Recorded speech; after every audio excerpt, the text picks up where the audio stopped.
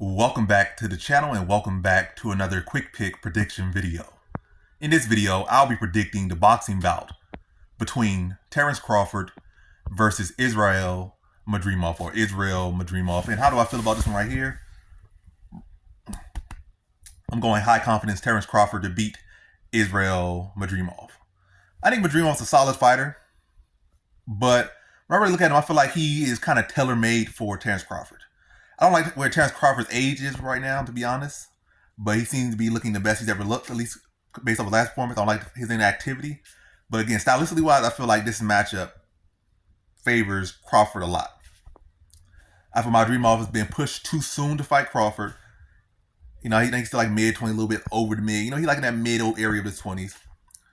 He doesn't have a very extensive career. Hasn't really fought anyone. Yeah, in my opinion, hasn't fought anyone. You know, you fought some okay people, but have you really fought anyone that would qualify you to say, I should be fighting Terence Crawford? He has not. Have you done anything to qualify you to say, I should be fighting Terence Crawford? He has not. But he's been put in this position. But, you know, I feel he has the intensity he needs, decent power, decent skills. But I just feel like Crawford has him covered everywhere.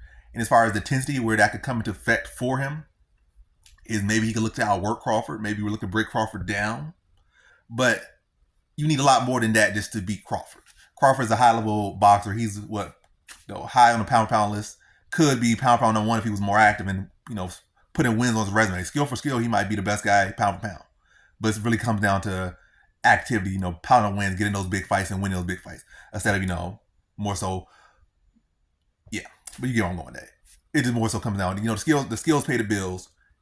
He's just not that active. He had to come off a big win over Errol Spence. That was last year. Like, it's been, I think, over a year now since he last fought. So, yeah, this is his fight. But, yeah, now to get to the point, that's why I dragged you 2 minutes in to get some minutes in there. But, yeah, Madrimov, I feel like he lunges with everything he does for the most part. He lunges with it. He overcommits to his jab to the body, overcommits to his straight to the body. Everything he's doing, like he's lunging, he's falling over his punches. Not to say that's pretty much all he does, but he does it too often. I can see it was like once every 2 rounds, every 3 rounds, or maybe it was presented like guy was hurt or something. Even then, that's kind of bad because a lot of times at the high level, guys will fake like they're hurt, like they'll overreact, especially they know you're going to reach and lunge.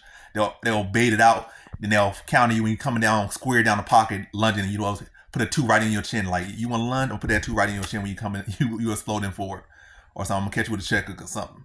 Or you lunging, you dipping your head to draw it so heavy, you know, and your head is over your feet. I'm gonna catch you with an uppercut. Your head, you know, is coming to that level. I'm gonna catch you with an uppercut that you're not gonna see.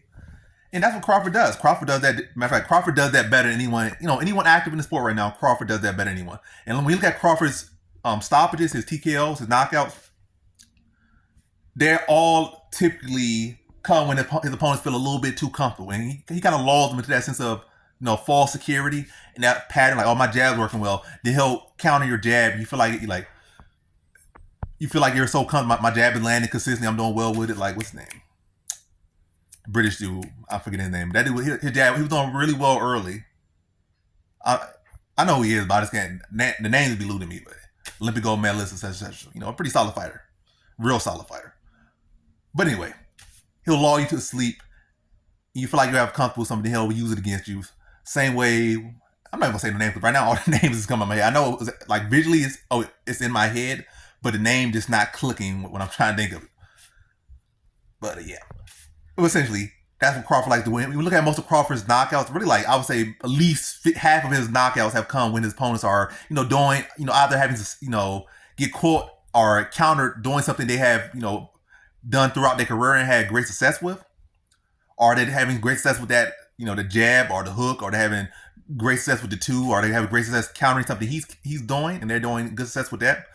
And then he'll use that success they feel they're having, and he'll counter their counter, or, you know, counter their jab, counter their hook, and he'll hit them. Their mind, they're, you know, locked and they're almost in robot mode, and they're fighting based off now this muscle memory. So they're not even there. So when the punch comes, it's gonna hit you with like 10 times the 10 times the critical. And Madrimov, I feel like he might come off to a good start. He might feel like he's having success, a little bit of success. But I feel if Crawford is locked in like he was for Spence, I think he stops Madrimov in the 4th or 5th round. But I feel like, you know, this guy's not really on his level, so I feel like he's not gonna really rise. That's probably gonna make Madrimov have better success than he should. But, and also with the inactivity. But I feel Crawford over this, he's gonna lock in as the fight goes on.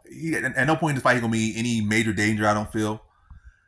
But it's gonna take him some time to get some feel for Madrimov's rhythm. What he wants to set up, how he wants to dispatch Madrimov.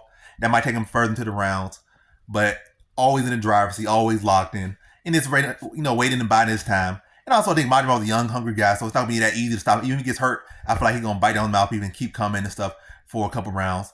But I see more so like once Crawford has him, I think he's gonna put him away. I think he's not gonna try to rush and put him away in the fourth or fifth round. I think he's gonna kind of let it wait a little bit and then put him away in the ninth round. Catch Madrimov probably a little bit tired, a little bit labored, getting very predictable, slowing down, and then be able to catch him in between his own punches and drop Madrimov, then finish him up late into that ninth round. So in this one, I have Terence Crawford via ninth round TKO.